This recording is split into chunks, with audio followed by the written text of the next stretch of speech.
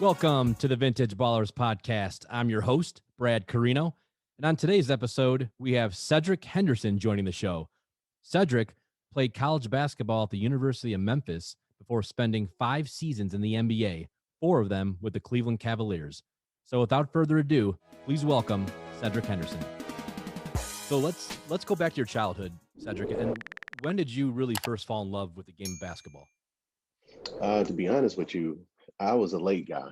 I didn't start playing ball till like by my 8th grade year in junior high. I was just one of those kids who just run around playing everything. I played football. You name it. I was just with anything with a ball. I tried it. But going into my 9th grade year is when I kind of got serious about basketball. Of course, it didn't hurt that I grew a couple inches. I was gonna say, how tall are you then? I was probably about 6'4" then. Okay. In 9th grade. So, middle school, and I was able to dunk. So that was kind of like, oh, okay, I'm kind of good at this. I'm gonna focus on this sport right here. So I think that year of that summer was my turning point of like, hey, I want to try to really play this game of basketball. And growing up in Memphis, what teams did you root for? Like any NBA team? Obviously college, I'm assuming Memphis, but what NBA team did you root for? Well, as a young guy in my area, I was back in the day. I was a Lakers fan when Magic and James Worthy and that crew right there. I was in love with those guys. And then, of course, as the 90s started coming around, you start rooting for the great Michael Jordan. Because he's like, who is this guy? I always hated Larry Bird. I think everybody had that love-hate relationship with Larry Bird, but the Boston Celtics and stuff. So that was my thing, Lakers, and then kind of transition to the Bulls. Yeah, back then, it's funny. I have an older brother who was a good basketball player, and his team was the Showtime Lakers. I mean, he was a Cavs, obviously, because it's Cleveland, but then you always watch Showtime Lakers, and then the Bulls, same thing. So it's funny how your generation, exactly. How could you not root for Magic and Michael? I mean, they're icons. And that whole, the Showtime Lakers, I was a little kid back then, Seb, but I remember watching, Coop and Kareem and big game James and all those guys. Just an incredible group of players. And I was 5, 6, 7 years old. And I remember the no-look passes and all that. It was incredible to watch. But, when you started going into high school, and you went to East, correct, in Memphis? Yeah, I went to East High School. And what was that experience like there? East, it was one of those schools in a city that was known for its basketball. It was known for developing, great players. Coach Mosby was my coach back then. And I remember going to watch East play against Carver High School, and you thought that was a college team at the time because they were so big, they were so physical.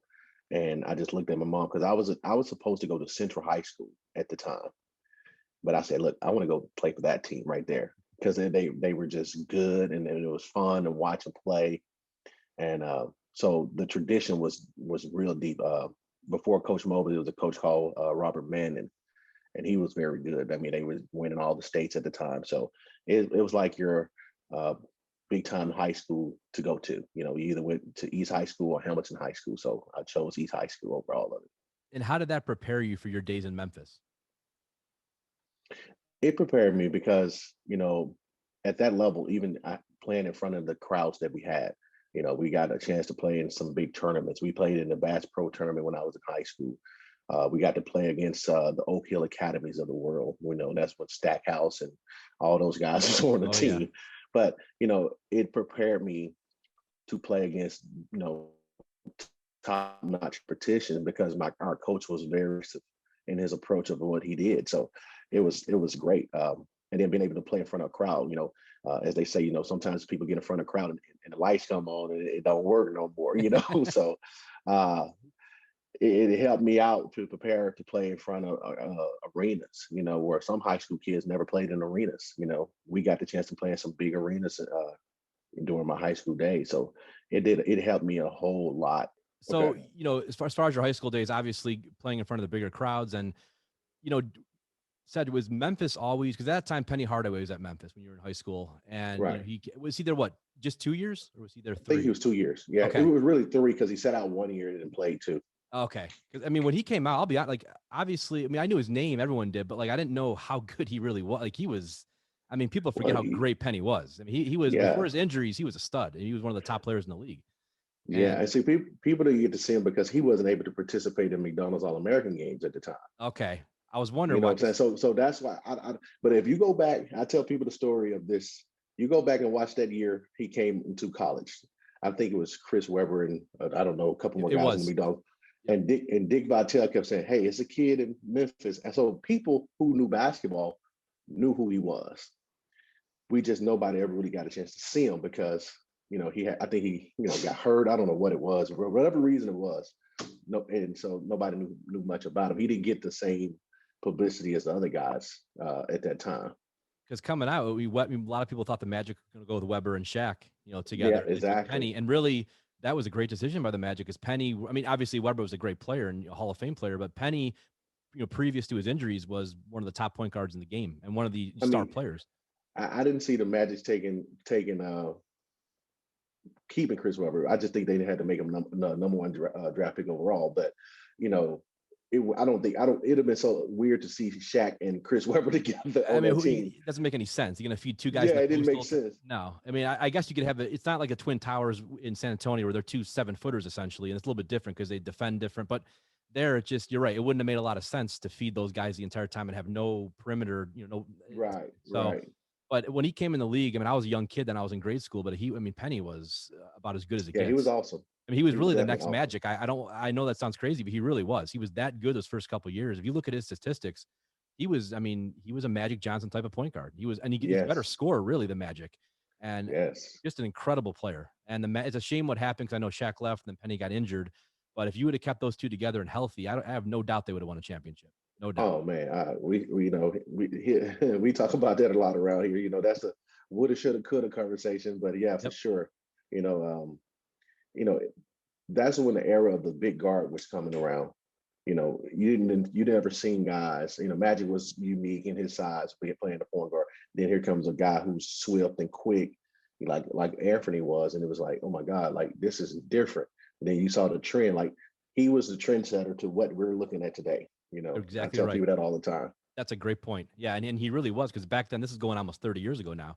And Hmm. it wasn't, besides Magic, like you said, and he was kind of an anomaly. Besides Magic, there was no 6'7", 6'8", 6'9" point guard who can handle like they do and who could score. And I mean, they could do everything, Right. guard multiple positions. So he Hmm. was very different for that era. I mean, I grew up in Cleveland with the smaller guards like Mark Price and Terrell Brandon, and they were phenomenal, but they were different. I mean, how could you guard Penny when he's 6'7"? You really can't. Exactly. So it's a Exactly. whole different type. Whole different monster Yeah, now. it's a whole Right. different ball game. And as Exactly. you know, you play with Brevin Knight and some of the smaller guys, and they're great players, Right. but it's just they're not going to be able to guard Penny. So No. that Exactly. that Magic team, there was a documentary called That Magic Moment on Netflix like years ago, 5-6 years I ago. saw that. I saw Yeah, that. fantastic. And I remember Mhm. Shaq said, you know, Shaq at the end of the documentary, he looks in the camera and he goes, "For those of you who never saw, Penny or Shaq and Penny was Kobe and Shaq before Kobe and Shaq." And people kind Mhm. of thought, well, why would he say that? But I mean, he really was trying to say that there was so much potential there, and that for those 3 years they were together, it was dynamic. I mean, we've never seen anything like that before. A 6'7" point guard who could do what Penny can do, and this dominant force inside like Shaq. So it was, and obviously Kobe and Shaq did just fine when they teamed up, but Yeah, for sure. Right. but and it's no Yeah, disrespect yeah. to the late Kobe, the late great Kobe Bryant, but it's just saying that it would have been interesting to see what they could have done in Orlando as well. And I think Shaq even probably, I'm sure he thinks that even to this day.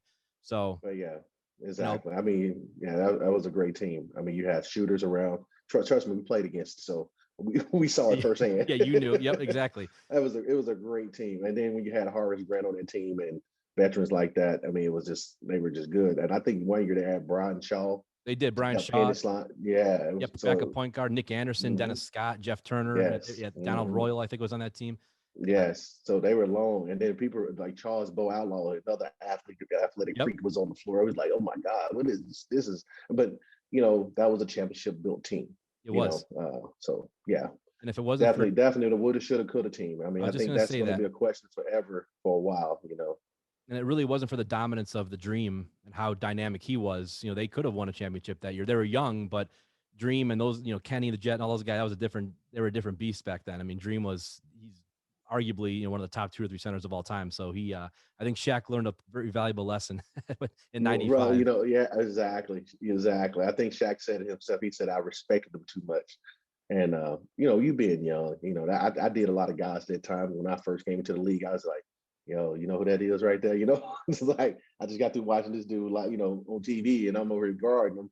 So you tend to you get to stargaze a little bit. You get you stargaze, but then you got to go out there and compete. But Shaq even admitted, I think he admitted in that video that he was like, oh my God, this is Hakeem Olajuwon. And he even said, Shaq goes, I knew he was 10 times better than me at that time, but I didn't want to admit it to him. I knew going up Right, against him. exactly. I knew I couldn't stop this guy. There's nothing you could do. No one could stop Dream. I mean, he made David Robinson, the player, defensive player of the year and MVP, look bad. So you're not going to one of the greatest, like, I'm gonna show you moments in the NBA. Never seen anything like it. They gave him. I remember they giving him the MVP awards and all the awards, and King was like, "Oh, okay, for real? Yep. All right." And he would, like, it was like, "Whoa!" It was ugly, and I felt bad because David Robinson's obviously Hall of Famer, one of the greatest players of all time, and he made David Robinson and Ewing when he played Ewing I mean, he made them look bad, and that's how and Shaq. That's how great Dream was. I mean, he beat Kareem Abdul-Jabbar in a series in '86. Him and Sampson did. So, I mean, talk about a guy who's beaten Hall of Fame center after Hall of Fame center in a series. And I always say Dream, I think, is one of the most underrated players in the history of the NBA. Not even close. Just from what he... I will have to agree with you on that one because he was so soft-spoken, He's a soft-spoken guy. So he didn't have the commercials and the shoe deals. And, he just came to work. Very, very meek guy. So that's why people forget about him, in that sense of like how good he was, because he was so quiet. He wasn't like the Charles Barkleys of the world and, just out there just loud, but, if you go back and I look at guys, I'm talking about one of the best footwork guys I've ever seen in the post. Like I've seen a lot of guys with some good footwork. Hakeem was smooth. He never got he rarely traveled. And you start seeing guards like Kobe and these guys going to train with him. That's how good he was. Now, when you got guards going to train with a center, come on, man. Think about that.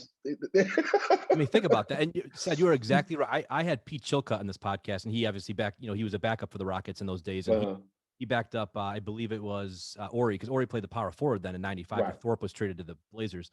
And, Chilcutt hit a couple of big shots he's a great guy. And he was saying Dream's footwork was unlike anything, and I had Chris Childs on here who played with him in Toronto. And then I had Kenny Thomas who played with him in Houston for a year. And all three of them talked about his footwork and how dynamic he was. Ballerina, exactly. And just, and I love watching, like you said, that series against San Antonio in '95 to me is iconic. I mean, that was what he did to David Robinson, and Rodman was on that team. People forget. But you remember Dennis Rodman was like, yo, you just got to step up and guard him. He's like, I ain't double teaming him. It was, I remember the drama of how Dennis Rodman was acting, because he's like, yo, he kicking your tail. Like, basically, that's all he was saying in the press conference. And I was just like, he ain't lying. Yeah, seriously. Yeah. I mean, that one movie did, we all have seen it a million times where he fakes him one way and goes another way. Yes. How do you even, I've never seen any big man make those type of moves before. I mean, you've had some guys had some moves, don't get me wrong, but Dream was a whole, he was a point guard and basically a 7-foot body. And I think he was only 6'10", but the last what if question, I said, if I had to pick somebody to play in this era as a big, he would average like 40. Hands down. Because it's too wide open now. You know what I'm saying? And he'll still have that same athletic quickness. Oh, it'd be crazy to watch him play now. And said he could hit the 3-point shot back then. People forget he didn't shoot a lot of them, but he could hit it. I mean, think about that. Yes, Not only was he just dominant in the post, but he can hit the 3-point shot. He had probably the best mid-range jumper of any center I've seen in the history of the NBA. And of course, the dream shake and all the spin moves. I mean, again, he was just. Robert Horry always says that, I don't know how true this is, but Horry always says, he kind of trash talks. He goes, Jordan was scared of Elijah to play him in the finals. He goes, he won't say that, but he was, again, I don't know how true that is. I mean, I'm sure it's between. Yeah, he gets to talk a little noise. I respect Robert Horry. He gets to say some things. I mean, what he got? 7 rings? He's 7 rings. Oh yeah, and he played. People fail to realize he got 7 rings. I don't play with Shaq, Duncan, player or whatever. Oh no, because Horry. He was on some of the greatest teams of all time. I mean, those Rockets teams were fantastic. Obviously, the Shaq and Kobe Lakers, and then the Spurs, the big 3 with the Spurs. So he has. I mean, I respect Robert's opinion, and he always said that. Of course, he says they would have beaten Jordan and all that. I don't. I mean, MJ. We would never know. I think that would have been a really great series to see the mid '90s Rockets against those Bulls. I mean, that would have been fantastic because Jordan never really did face him, and Pippen never faced a dynamic center in the finals. They faced Ewing, No, they didn't. but they never Yeah, faced one in the finals, and especially someone like Akeem. I think right. that would have been fascinating. I don't know if I would have ever bet against MJ, but that would have been a heck of a series. I think it would It have would have gone been a seven. great one. Yep. Yeah, I So agree with you.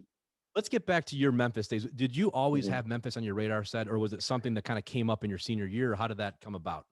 Well, I was getting recruited hard by like Tennessee and Vanderbilt. Coach Houston, who was Allen Houston's dad, was really recruiting me at the time, and Vanderbilt, Eddie Fogler, who was the coach at the time, was really recruiting me a lot. Memphis was on me, but I felt like Anthony's going to be there, and and I guess it was just the immaturity of me. I was a McDonald's All American. I was like, I want to hear somebody say, "You got to play right away." So I was, let's be honest. That's how, because when you went to these camps, that's how the other guys were talking. Like, yeah, as a freshman, I'm playing right away. So that was my motto. So when Anthony decided to go pro, I remember me, him, and Larry Finch went to go eat one night, and he's like, "I'm going pro," and that kind of like, "Oh, okay." Then he's like, "And are you ready for this?" I'm like, "Okay, that sounds good," And every kid dreams about playing for that school. I mean, because at the time with no NBA here, so it was just Memphis. So it was just like, okay, I can actually do this. Come home, play for my home team, and actually do well. And I knew we played a lot of AAU ball a lot with a lot of recruits who were pretty good, and so we was like, all right, let's do it. And so we that's how it helped make the choice. It made it easy playing for home, and getting that opportunity that first year to play as a freshman and do a lot of things was very impressive. So uh, that helped me sell it. And then I always wanted to play in front of your fans and family, friends and family while you're here. You know what I'm saying? As a college kid, they don't have to travel. Mom don't have to worry about driving 10 hours up the street. She can just come to the game. And but it was good. It was so much fun. All the love I got around the city, when I signed, because it was that pressure of like, don't leave, don't leave, don't leave. But it was just a great feeling. The support around the city was just overwhelming. But like I said, Tennessee and Vanderbilt was definitely in the picture, because I was like, and my mom, she wanted me to go to Vanderbilt, but you know why that? Because the education. Yep. Oh yeah. That's all she cared about. She's like, I ain't even studying no basketball, because she wasn't no sports lady. So she's like, Vanderbilt looking at you, you're going. I'm like, Mom, come on now. Let me just. There's some other stuff we got to look at. Now, So, how far did you live from the campus of Memphis?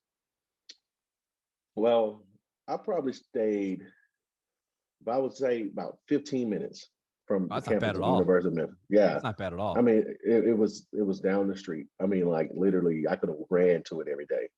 Um, that's how close it was to us. And so going, and my cousin who used to always take me to the Memphis Tigers game back in the day, the Coliseum, when we go see Keith Lee, Andre Turner, uh, Mhm. Sylvester Gray, and all these great teams that Donna Kirk had, and it was just like, because that was the biggest thing we saw, around at the time, and they were huge, they were good, so it was just like, wow, I can, and as a kid, you're looking around like, I can do this. And then when Larry kind of got the job at Anthony, put it back on the scene, it was even greater, because now we're playing in the pyramid. It was even bigger. So, it was just like, you know, an awesome feeling to be around that campus though during those days too. And did you come in now? Was Chris Garner the same class as you, or Yeah, senior? he's same class as me Okay, too. I So it was thought so. me, Yep. Chris Garner, and Sylvester Ford. And yeah, that And was then, us three came in at the same time. and then when did Lorenzen come in? The Lorenzo following? came the next year. Okay. Yeah, see, the next year he came because he was a year younger than us, but we all played on the same AAU team too. Okay.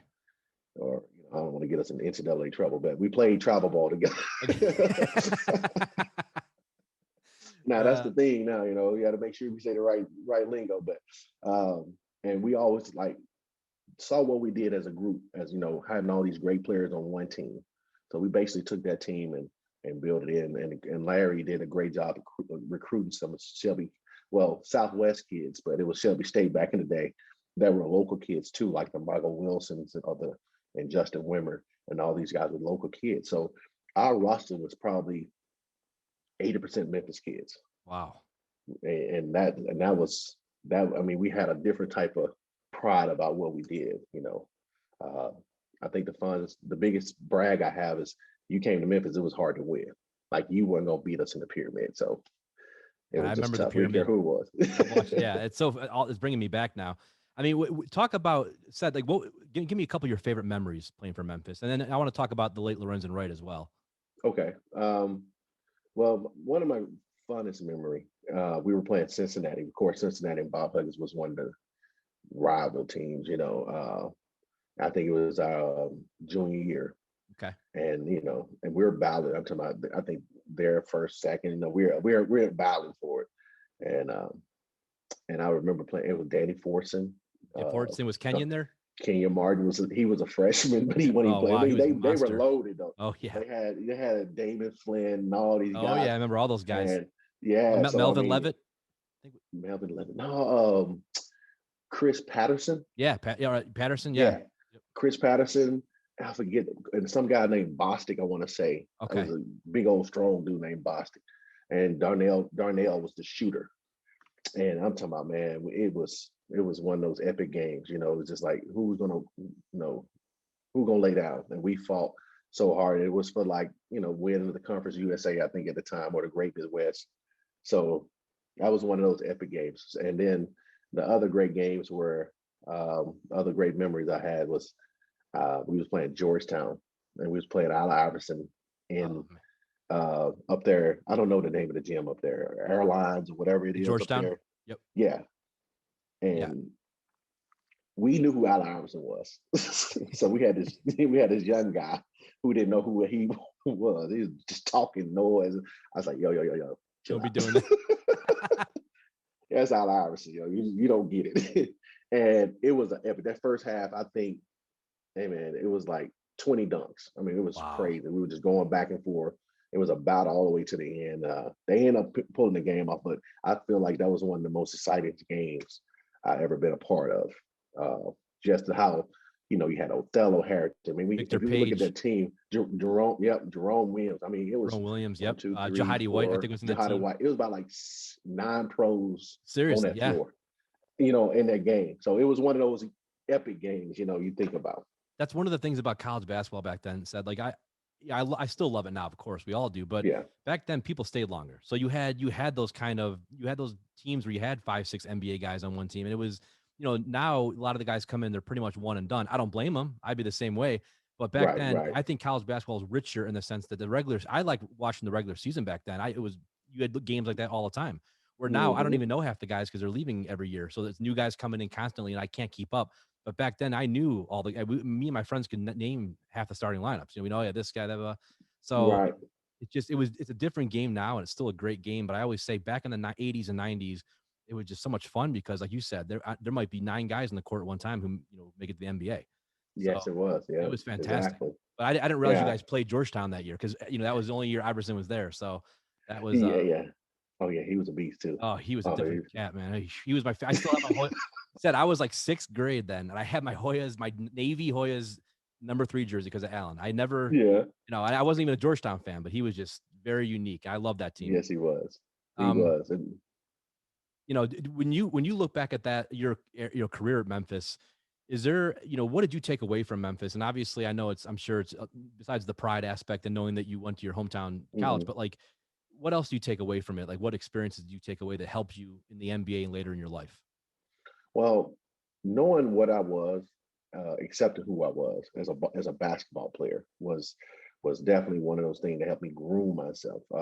Being able to play in college, and being a part of a good team, of great teams, and then at the end turn into one of the leaders and grooming that way.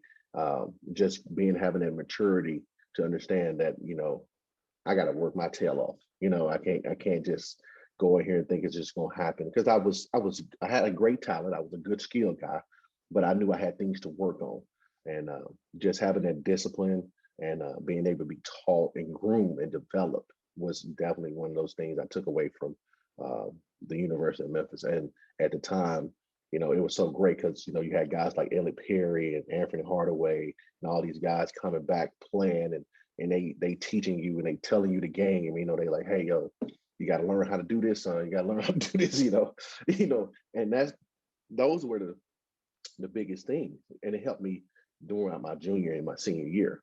So, and then going into that draft that year, it really helped me learn that I had to be better and understand I'm not going to get 20 shots. It's going to be a guy on the team already getting 25 shots. So what are you going to do to stand out?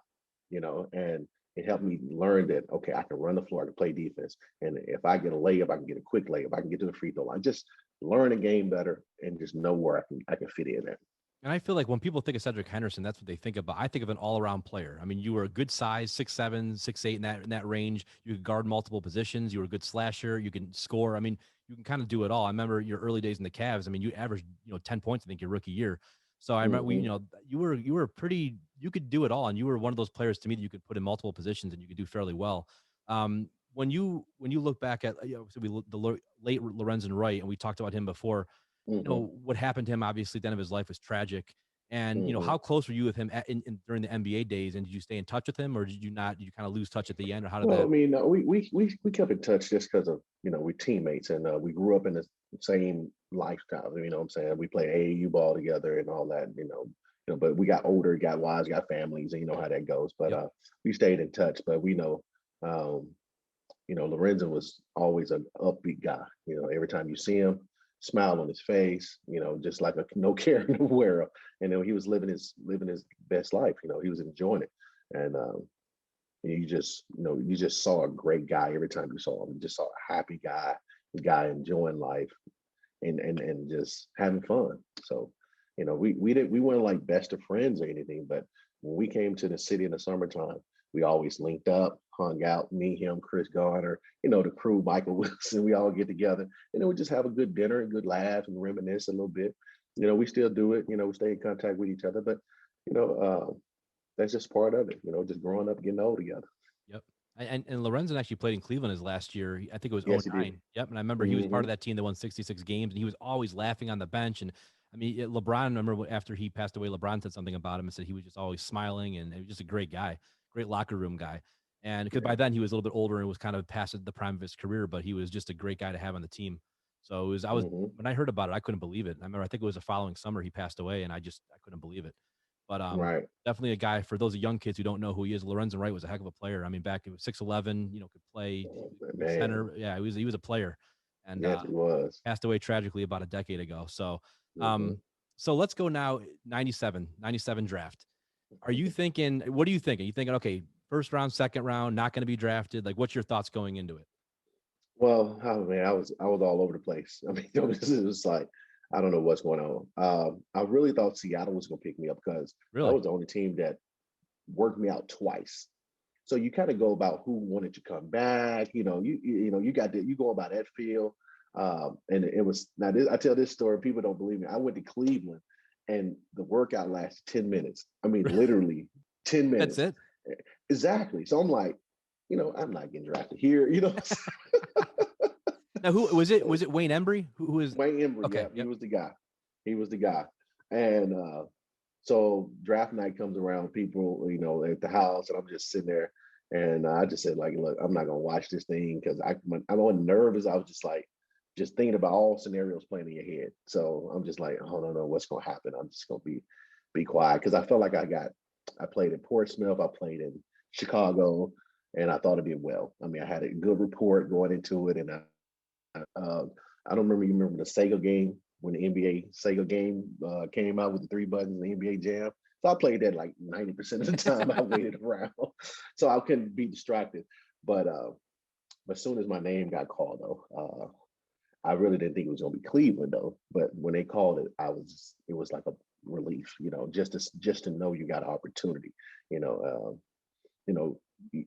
you just wanted to be given. I wanted to be given a shot, basically.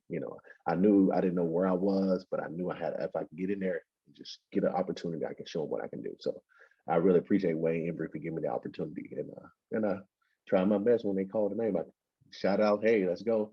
And then the next day I was like, all right, I need to go to the weight room. I need to get ready.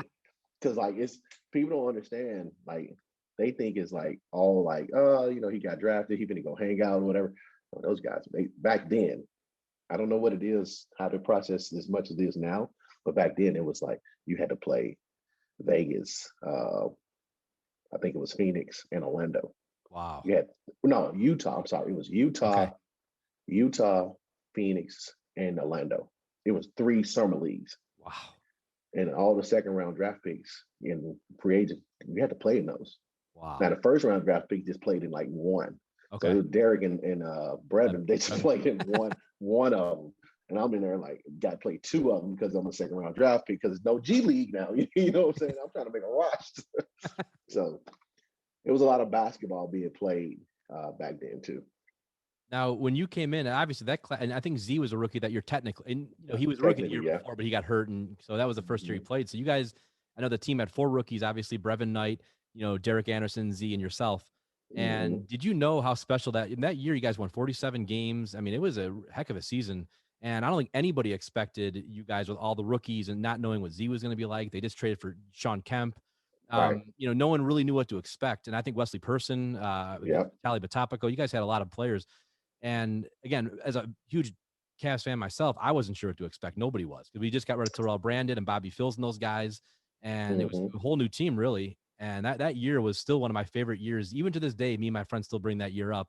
And it's just one of those years that sticks in your mind as a diehard Cavs fan. Going into it, what did you think of that team? And did you guys think you could make the playoffs? No, we knew we were young and we didn't know what to expect. But Mike Fratello, he's always bragged. He's, I'm gonna be able to coach this year. For some reason, you get veterans, it's kind of a little different way of approach. But with us young guys at the time, Mike was able to instruct us. I mean, he was on us. He was giving us just teaching all day long. And the good thing is, Derek was a high IQ guy. Brevin was a high IQ guy. I think my IQ was pretty decent, and Z was just special. People don't realize how special he was. I mean, like you could kind of get in trouble and just throw the ball. And Z is so good head. He caught the ball and just, had good footwork and everything. And then Sean was coming to us. So we had at least we had one superstar that can attract a lot of things.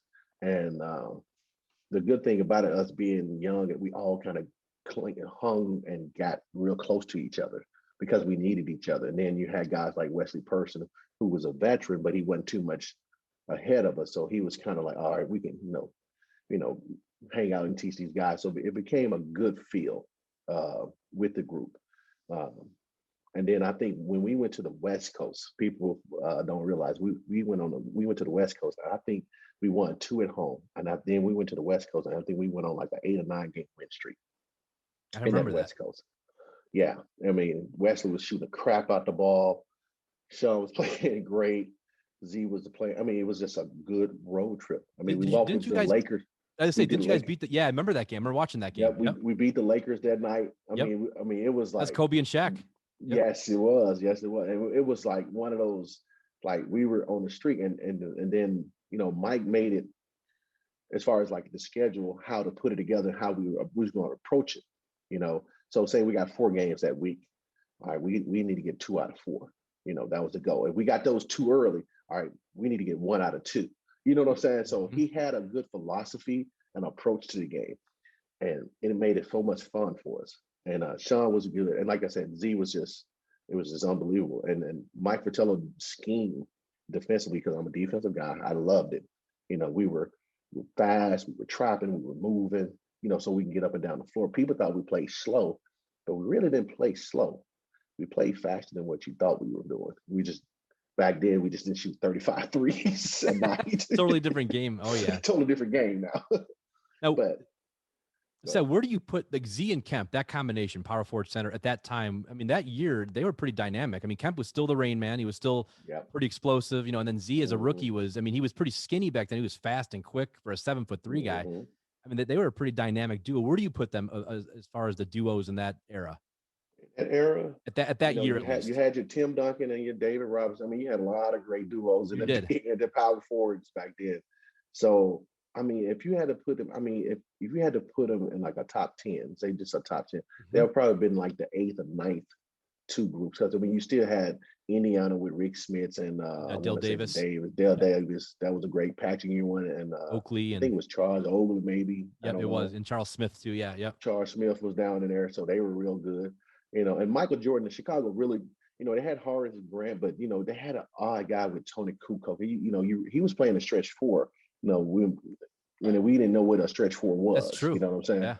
So he kind of changed the game. And then Charlotte had, I think at the time, Vladi what and was it? Mason, I think. Vlade And Eldon Campbell might have been there. One of those. maybe, Yeah. Yep. maybe, yeah. And then Miami had Alonzo Mourning and PJ I don't Brown. know, BJ Brown. So Yep. it was like if you were in the East Coast, we just talking about East Coast, we don't lead the West. They were probably in the top 10 of that East Coast. And I say around that 8, 9, 10, because they were at that time pretty good.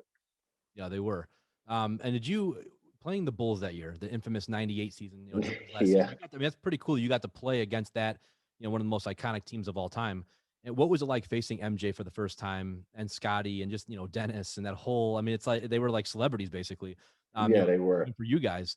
So it's like, what was it like playing against them? And were you intimidated by MJ, or did it not phase you, or what was your mindset like? I wasn't really, because by that time we were kind of we're in the NBA phase. So we were like, man, this is our chance to beat these guys. Like, let's get us a win. Because we were so immature, we didn't know what we were doing anyway. You understand what I'm saying? Yeah. It's like, hey, these the Bulls. All right, let's go. We ready. So we had that approach going into those games. Now I gotta give you the great story. So we beat them in Cleveland. You remember that? We remember beat them that. here in Cleveland. Yeah. Yep. So I used to do those turnaround, like you might play Milwaukee or somebody, they had to go right back to the Bulls, right? Yep. So we go to Chicago, and how you come out and you're like, all right, we're gonna dap up, say, hey, they didn't shake our hands. Oh, really? Like at all. So we was like, oh, it's like that. All right, whatever, right? Man, I'm talking about 3 minutes into the game, the score was like 20-2. We was like, oh shit. Wow. They for real. Oh man, this that real Bulls right here. I mean, when you was MJ, what was he like on the floor? Playing against him, trying to guard him. How dynamic was he, and what was your philosophy against him? My philosophy always been, because I knew I was gonna guard a guy who was gonna probably shoot the ball a lot, but I wanted to make him shoot a volume of shots. But Mike's footwork and the way he can stop on a dime, the way he had, he just had a good feel to the game. And he was just smart. People don't realize how smart a ball player he was. And when I say they had their offense so good, they just knew where everybody was. So it was so hard to, at that time, like you said, the triangle was just like, wow, what is this? Like, what is this? You couldn't double, because if you did, it was always somebody cut, or whatever. But his skill set, his mid-range jump shot was just, like you got a guy with people don't realize, like, he's jumping 30 inches in the air and stopping on the dime, and he's in the air, and you're going like, wow, like his knee is at your head when he's shooting this jump shot. What can you do? So you just like, all right, we're not going to worry about him. We're just going to stop everybody else. And then the biggest thing in the scouting reports, people don't believe it. I tell people all the time, it was just like, don't give dude a reason to play, because you couldn't stop him. Like, that was the whole thing. Don't give him a reason to play. And he would find reasons to just dominate. So us beat him in Cleveland like we beat them, his mindset to go into the next game was like, oh, we just going to dominate y'all. We're going to kill y'all. So every time he played, he had that mindset of just like, and he was just a phenomenal ball player. I mean, he could play. Like, he had any skill set you can do. And how did Scotty count when you guys played Scotty? What was he like to play against? I mean, he was another dynamic. Now, Scotty was fun. Yeah, Scotty was fun. Now, I enjoyed Scotty. If you go back, we guarded Scotty with me most of the time because we knew he was the point guard. Okay. And we at first we tried to put like me on Michael, Wesley on Scotty, but Scotty was so big. Scotty was 6'8", 6'9", and he was playing PG. He'll go post West. You know what I'm saying? Yeah. So we had to switch that around. But Scotty was fun to play against because, again, that trend of those big guards was coming into play. Those 6'8" PGs. People don't realize that's what Scottie Pippen was. He was the first point forward you saw in the game. And playing against him was fun because then here comes this guy named Grant Hill, same kind of way, Yep. So He I'm like, was. I got to guard these type of guys. So I felt like I was kind of guarding a guy that I wanted to be like. So it was fun. His skill set was very well in his point guard skills. He was long. His jump shot didn't look like it was great, but it was solid. Mhm. He shot open shots. He just played the right way. Um, and then his confidence, as you can see, as he got better with Michael, it was through the roof. So I mean, yeah, Scotty was a little easier than Michael, so I prefer to guard Scotty more than I did Michael. I don't blame you one whatsoever. I mean, you look at their offense with Longley and Rodman starting. I mean, two guys really who aren't great offensive players, and their offense clicked, like Right. you said. Like that's how incredible the triangle was, and Tex Winter who came up with that, and of course Phil Jackson and the whole thing. It's just, and then you had Tony Kukoc off the bench and Steve Kerr, and I mean they really were a dynamic team back then. It's just a team I've never seen anything quite like that. A team that really didn't have any dominant big men, much like the Warriors. Really, not no dominant big men, but just could kill you in many Well, different ways. they did what the game said do. They played it the right way. And like you're a center power forward. I mean, like I got the scoring forward. That's a shooting, small forward, scoring forward, and you got a scoring guard. That's basically where the volume of the shots gonna come from anyway. And they made sure they got their touches and stuff, but they did their role. They set great picks, rebound the ball well, and they accepted it. That's the thing about a great team is accepting what you supposed to do. With these, today's guys, oh man, I gotta be the scorer. I gotta be this. Like, no, dude, you can average 10 rebounds. I promise they'll give you $100 million. Mm-hmm. If you can do it every night now. Yep, know your role. You're right. You gotta know your role Great point. and win a game. I mean, Draymond Green is the best example you can give of a guy who's just doing what he's supposed to do. Yep. His numbers would never make you go, oh my God, but you want him on your team. Mm-hmm. You want him on your team because he's such a great piece. He knows his job, he knows his limitations, and he just plays hard. No, you're exactly. Draymond's a perfect example of that. I mean, someone who fit Mm-hmm. in perfectly with that team. Again, his numbers aren't eye popping by any means, but kind of the point forward, kind of the emotional leader, Mm-hmm. et cetera. Obviously, the good defender. But yeah, that's we had a guy here in Andy Varejao for many years in Cleveland that kind of had that same role off Mm-hmm. the bench, the energy guy. But he really never big stats, but he really did a lot for us off the bench. And every team I think needs that the Rodman type of guy. Oh yeah. And, that's a great point though. Chicago, that team was one of the arguably the greatest of all time, at least not one of them. And Oh yeah, for sure. I mean, you can put them up there with the Boston Celtics of the olds and absolutely, all those guys. I mean, like Showtime Lakers and yeah, Showtime Lakers. You got to put that team up there. People look at the players. I look at the teams at that mm-hmm. time. I mean, like it was unbelievable because Michael Jordan did a great job. I'm talking about as far as getting guys at the right time. When he picked up Ron Harper, Ron Harper was a great pickup. You know what I'm saying? That was a great pickup. You pick up Dennis Rodman in the second round. That was a great pickup. Because then they lost Luke Longley, who people, you say he wasn't good, but he was pretty good. No, And you're then right. No, Will he was. Purdue You're right. and Will Purdue, those Yep. guys Bill who Weddington. Yep. Bill Wellington, those guys were big. They Yeah. just did their job. Yeah, that's a good point. I mean, as far as Longley, I guess I never saw him as like an offensive force, but No, he did wasn't his that. job. He knew his role and he He did his did his job, job. and he was good at his job. And He was that's what you're real trying. good at it. Yep, and I agree Yeah. 100%. And they all every guy, Kerr down to Kukoc, Bushler, I don't know who it was. They all knew their roles and they played it to I mean, like perfection. Jud Bushley, you was like, oh man, who is this dude? But he was gonna knock on corner 3 times. Yep, that's true. And you was like, I can kill this guy. Like, but he was on the right team. Yep, exactly. And it's back then because I want to get to your playoff run too, and or at least getting to the playoffs against Indiana. Mm-hmm. That year, I was looking up the other day. Utah, got to the finals obviously and played Chicago. They beat San Antonio with Duncan and Robinson.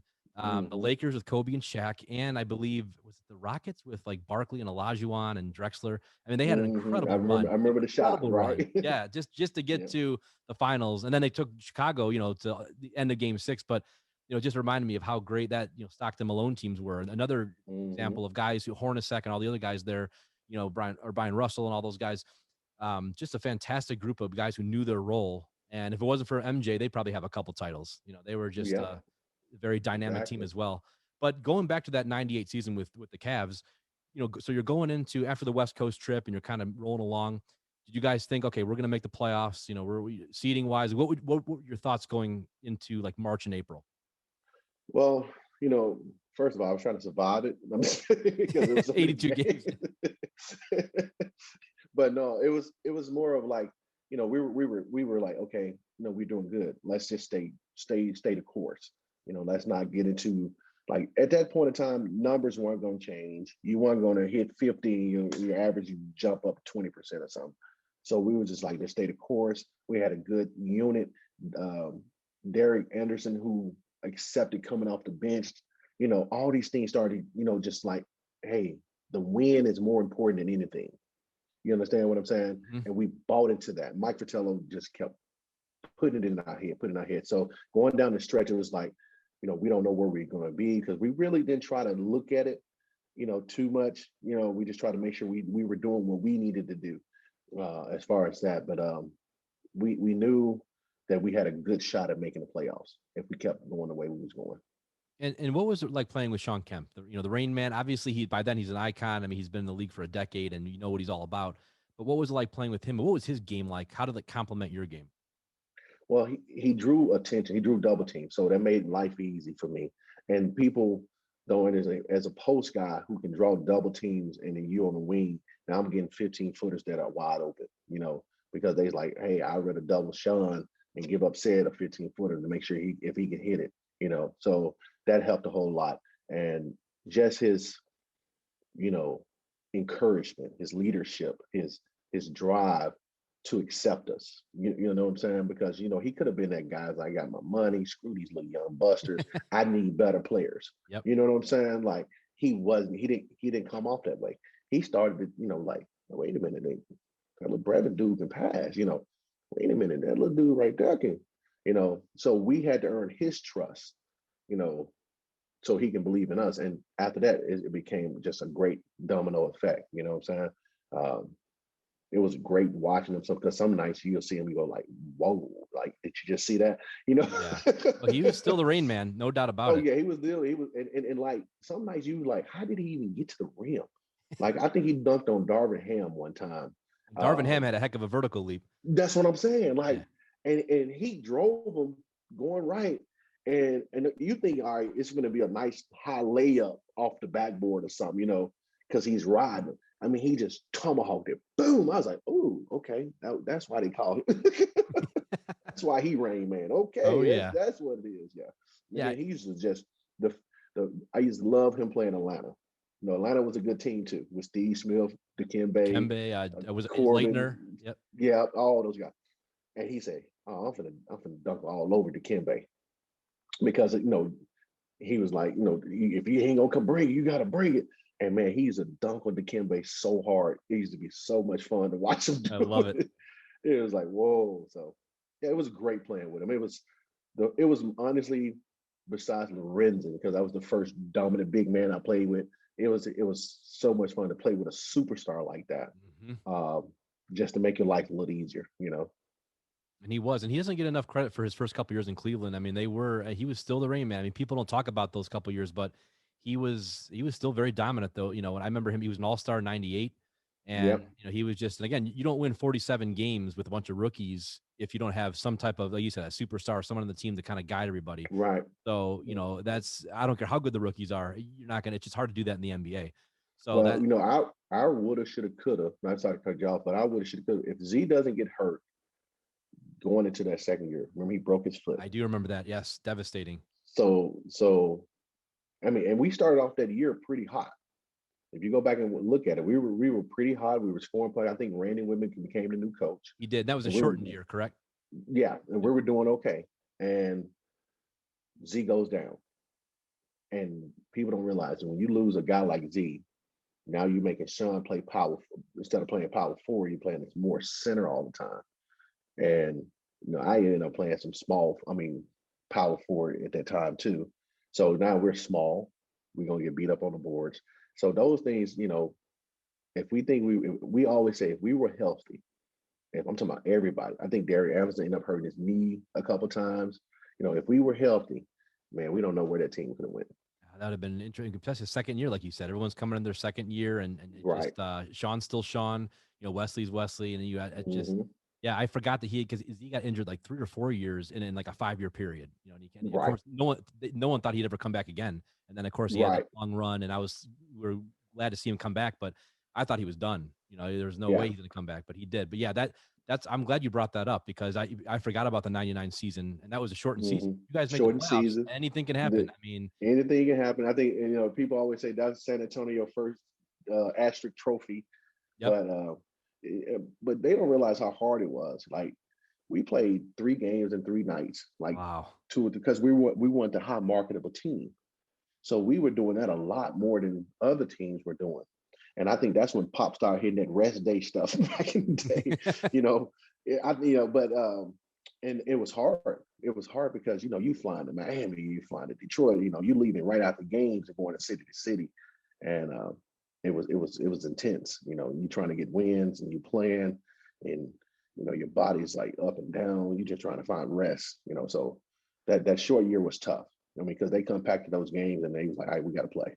And they made us play right, like go for it. I think it was like 40 games or something like that in 3 months. Yeah, it was that. like, I think it was 50 and like, yeah, I think it was like less than 3 months or three. It was Yeah, real. I mean, it you was feel what I'm saying? It crazy. was It like a was lot of crazy. games. It Yeah. was crazy. And Because you then we guys didn't had even start till February, I don't think, or something like right. that. Yeah. Yep. Exactly. Yeah. I mean, Exactly. when you look back at the playoff series against Indiana the previous season, hmm what did you have to guard Reggie, or who'd you guard, Chris Well, Mullin? we started off with me guarding Chris Mullin. Okay. That was the matchup. I was on Chris Mullin. Wesley Person was on Reggie Miller, and Brevin was on Mark Jackson. Okay, that Indiana team was honestly, they were one win from beating the Bulls. That's They how were. good they were. They're about 2 minutes away They- from beating the Bulls. yeah, Yep. 2 minutes. Really, Yeah. they were that good. Yep. It wasn't the first unit was tough, but the second unit with Jalen Rose, Antonio Travis Davis. Best, Yeah. oh my God, they were. Loaded. It was just, and now we're playing. We were playing as deep as we could, but I think I played like 38 minutes every night Wow. in those playoffs. But we started off with that lineup, and they just dominated because, like you said, Mark Jackson was just posting Brevin, and at first we was like, we'll let him kill it, but when you shoot hook shots 2 feet away from the basket, you got to stop it. Yep. So now we're doubling in that, and now they just swinging around. They were so disciplined. They swung the ball around. Rick Smith was tough in the paint. You had guys like him hitting jump shots. You had Reggie Miller and Chris Mullin spacing us out.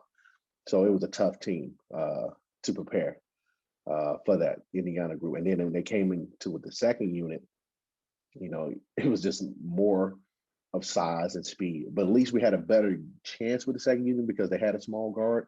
But you still had Jalen Rose out there. Remember, was it Derek McKee or? Yeah, Derek McKee. Yep. Derek McKee. He was yeah. like 6'8", 6'9", Yeah.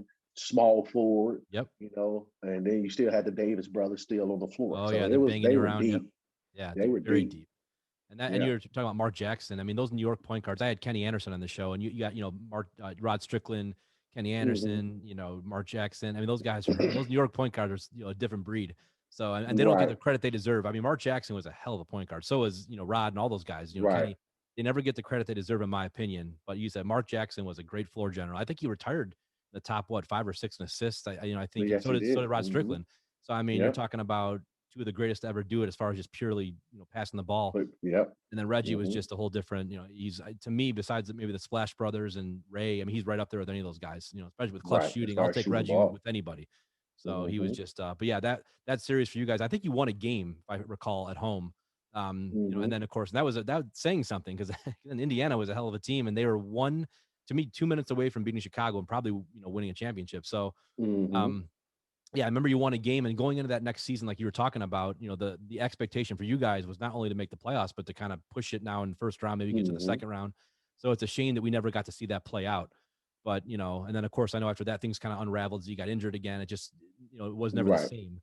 But that's one of the things we always talk about in Cleveland, the diehard Cleveland fans here, especially who love all the teams. We still talk about it. Like, that team, that 97, 98 team, what would have happened? And, if DA would have stayed, if Z never got hurt. There's so many different question marks, but ending out your Cleveland career, what do you remember those last couple of years? And looking back, how do you view your career in Cleveland?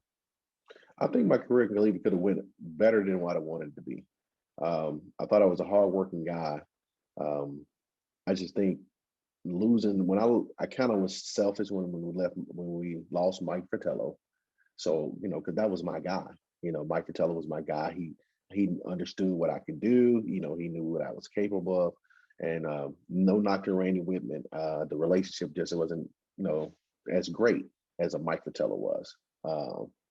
So, with that being said, I just felt like I couldn't fit in with those guys, because he was changing all over the place. And like I said, guys was leaving and the trainer, but that was the business. But that's the immaturity I never had. I didn't understand that part of the game when I'm 22, 23 years old. You know what I'm saying? I'm just like, man, my friend's leaving me, what's going on? Sean wanted to get out of here and all this other stuff is going on. I'm like, man, what is going on? What happened?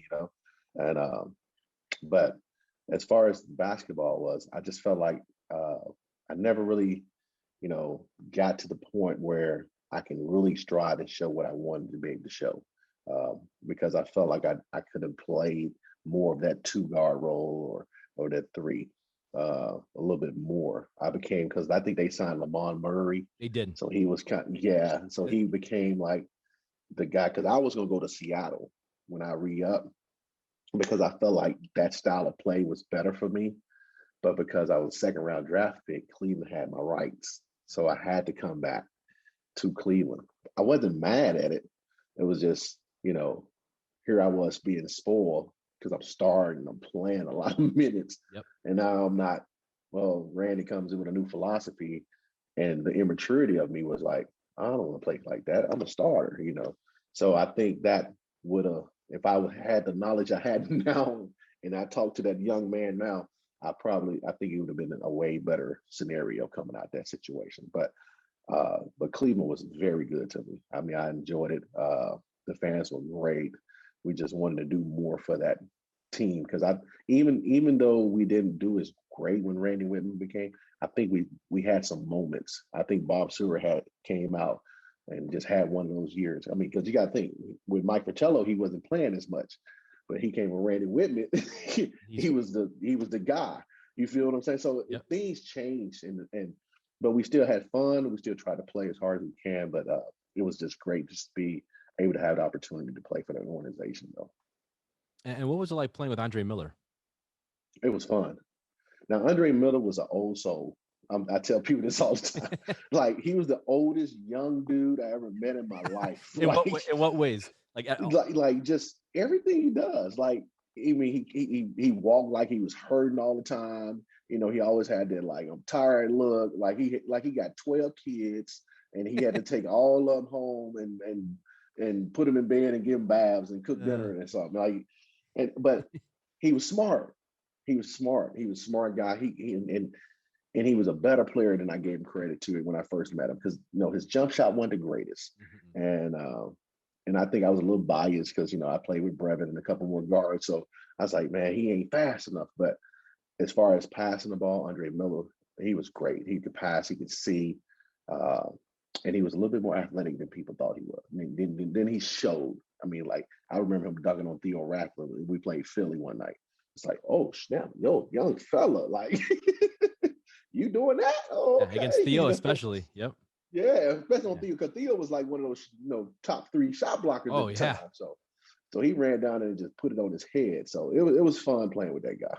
I looking back at his career, it's amazing how long he played. I mean, it seemed like he was he played a long time, almost 20 years or 15 to 20 years. So yeah, he just and again, I was skeptical when he first came in the league as well, but he proved me wrong as well. He's a great point guard for many, many years on a lot of good teams. But you guys had so many interesting pieces back then. It's just a shame that it all couldn't have worked out, because again, it was just a very interesting group of, and Z's injuries really were the start of it. But right, it's one of those. It's like could never get off, as they say, could never get off the front porch.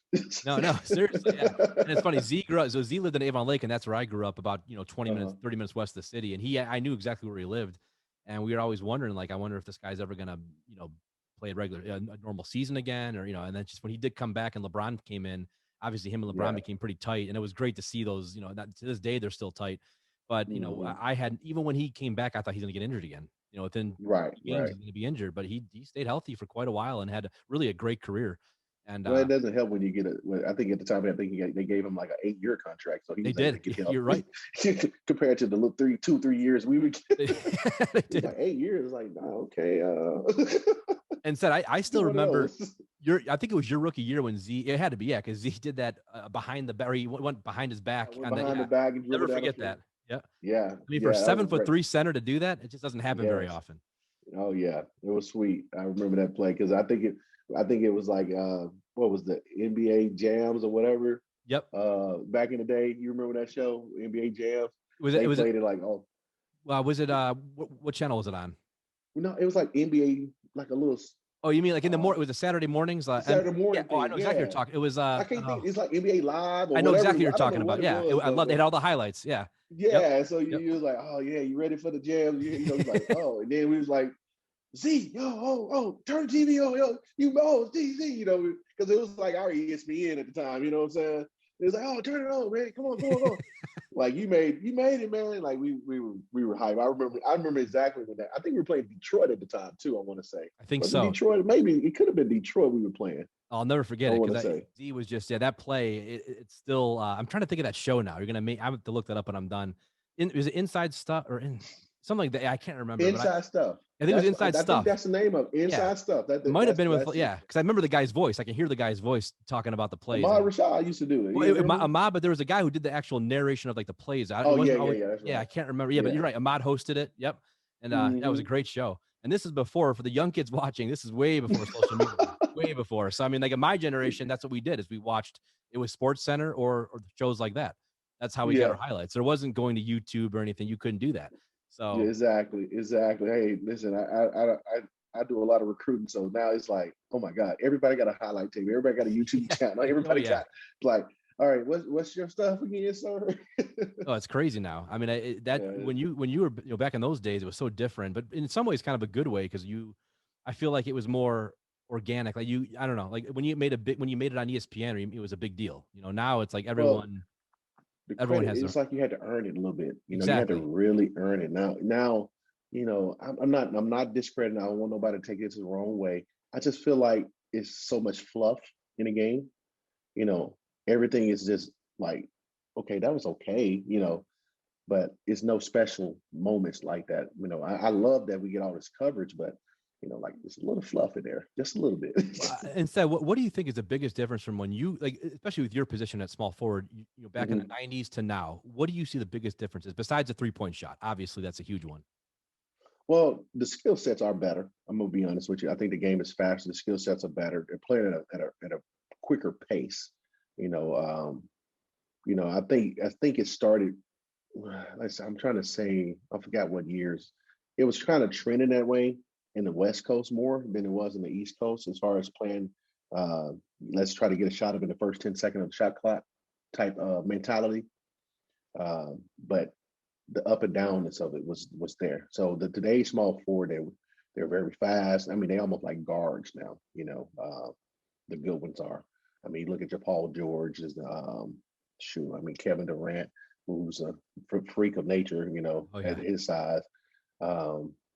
Because usually we were more of the George Lynch era. Back in my day. You played those guys who didn't shoot the three ball a lot, just defend, kind of rebound, anger, and was hoping that they can knock an open shot down. Now you got to be able to score at three levels. Now you got to be able to hit the three ball, you got to hit the mid range, you got to be able to finish at the rim, and then you got to be able to defend, and then you got to play pick and roll more. Like you see more small forwards and playing pick and roll more than you saw back in the day at that position. We were more screen setters and slashers than what they are now. Do you think your game, if you could have developed more of a consistent outside shot, do you see your game, translating over well to this current era, or do you think you fit better? Oh, for sure. Oh, yeah. The advantage is the offensive player, and it's almost the advantage the best shaped guy. I mean, if you can run the floor and catch the ball, I mean, sure, I would have got 10 dunks a game in this level right here, just because. I mean, I'm just gonna run, and get those. We call them those transition points. That'll be a factor. And honestly, because I didn't shoot the three, I believe because I shot the mid range so well, it'll really tear this league up now because they give it to you now. Like you come off screens now, they'll say shoot the mid range, let you have it. It's true. So yeah, That's a great I would point. love to play. You know what I'm saying? It's like a DeRozan. Yeah, just I would get like 8 of those. You know. Yep. Yeah, that's a great point. I mean, I always think you were really if you look right now, you would be the prototypical guy, 6'7", can guard multiple positions, can switch on pick and rolls, a slasher, mid-range guy, and you could have developed a three. I mean, you just had, that would have maybe taken I would a just couple. did like Bruce Bowen, just ran to the corner. Yeah, exactly. And Bowen made a career out of it. That defending exactly. people. I just ran to the corner and shot threes all night long. Exactly. Just stood right there in the corner. I'm like, hey, y'all do y'all thing. I'm right here. And then think about it too. As you got older, because when I went overseas, I became a pretty good 3-point shooter, but I got stronger, bigger, body just matured, because I wasn't a super big guy, but I was a nice size guy. I mean, you look at like what LeBron weighs, like 260. Oh, he's huge. Yeah, 260, it's ridiculous. You feel what I'm saying? And look how he moves. I was probably 225. It's just a whole different level of size and what they can do. So, and talk about you played a couple years overseas, I think Ukraine and France, I believe. Yeah. Mm-hmm. What was that like? What was your experiences like over there? Oh man, it was a little easier on the knees because we only play 2 games a week. That was definitely first start because it was like, oh, this all 2 games a week? Oh, I didn't make this. I love it. But it was good. And honestly, it was real good because I got to learn how to play the game a different way, because that style of basketball was the 3-point. We ran for 3-pointers on transition. I mean, that trend was really growing in that era when I was first kind of going overseas, because I used to go and dunk. It's like, all right, that's nice, but this is the drill. We were running to the corner 3 for the transition 3. Wow. And I was like, oh, wow, okay. And I was able, because I played 2, 3, 4 overseas. So I was playing multiple positions and the game was wide open. It was a lot of passing and cutting because it kind of took you back to those college days in a sense, as far as the style of play going on in there. And then physicality wasn't as bad because they want to score, that's just what they wanted to do.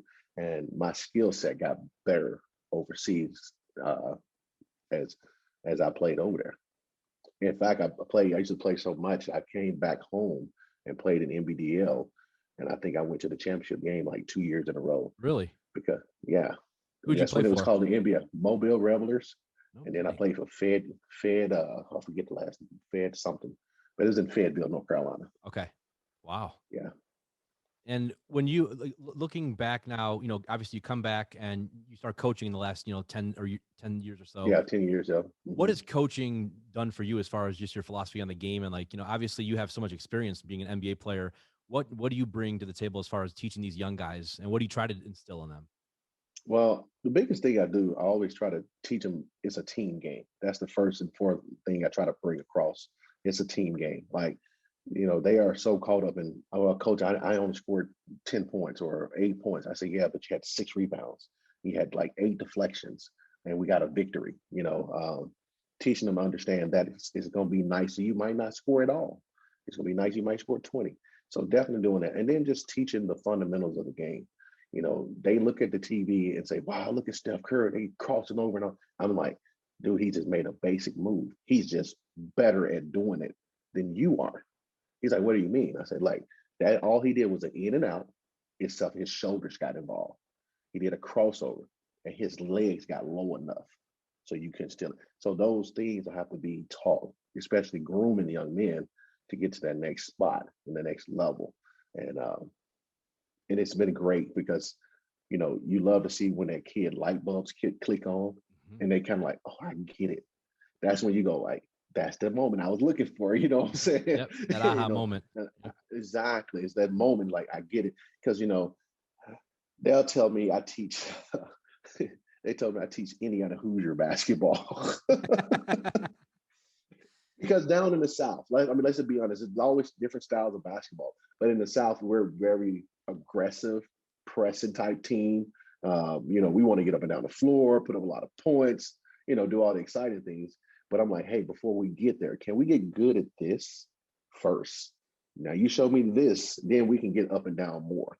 And but it's great seeing it. Like I used to have some tough battles with guys because they were so wild with the ball. They were so used to playing one-on-one. I was like, my rule offensively was, all right, you got 2 dribbles. If you ain't did it in 2 dribbles, get off the ball, let's cut, let's move. And it was hard for them to catch on to it. But they were like, wow, man, I averaged 20 points, man. I was like, well, look what you shoot. You shoot 50% from the field. You shoot 40 from the trade line. And you shoot 75%. So now you can go to school somewhere because they're going to look at your percentage. And that's the most important thing about it. So teaching them that type of stuff and just increasing their IQ of the game has always been fun for me. I didn't get into it until my son was like, Dad, I need help. You know what I'm saying? It's like, all right, bet I got you. That's and then awesome. Before I knew it, it just kept going and kept going. Yeah, that is awesome. I mean, it's so cool seeing some of the guys I've had here. A lot of them are either coaches or scouts, or they, have youth camps, or whatever it might be. It's just cool seeing you guys give back. I mean, there's only so many people that played in the NBA. There's not many of you. So to have, Right. you guys be able to give back like that is awesome. And the younger generation learning from guys like Cedric Henderson is pretty cool. Ced, I have one more question for you, and I ask every guest this question. When you look back, 20 years from now, you're looking back at your career and your grandkids, whoever are looking at your career, what do you want them to know about Cedric Henderson's legacy? Well, hopefully they will appreciate it, first of all, and say, he's accomplished a feat that, like you said, only 1 percentile of people who ever can get there can make it. And just hopefully they just love who I am as a person, the biggest thing I care about. And I think I did well enough to gain respect of people to say that they will, appreciate it, what I've done, you know what I'm saying? So, and then hopefully, they'll want to be just as proud about it as I am. That's about the biggest thing you can ask for, the biggest honor. I think my youngest daughter, she's the only one who kind of never seen me play, so she don't get it. But I'm gonna try to make her a fan one day, you know what I'm saying? So, but right now she's cheering for her brother, so I'm cool with that. So I don't mind that. You gotta tell her to go to the 90s NBA Instagram page. I'll show her. Yeah, that's what I told her. I did it for fun one day with her. I said, Dad, check your dad out. I'm on YouTube now. Yeah. I don't know who put it up there. I was like, check me out. Look, I'm going against the Knicks right here. She's like, well, the tape looked fuzzy. I'm like, I love it. Yeah, tell her there's still a lot of people that know your name in Cleveland. A lot of people. You're always appreciate that. You'll always be a part of the legacy here in Cleveland. The sports legacy. So it's Ced, it was awesome having you on the show. Again, I grew up with you, and it's just cool to be able to interview guys that I grew up watching play. So again, Thank you for taking the time to do this, and I would love to do it again sometime, man. For sure, man. Hey, let's stay in touch, man. Thank you for having me. I really appreciate it. Absolutely. Sounds good, All right, man. You have a blessed one, man. You too. Okay.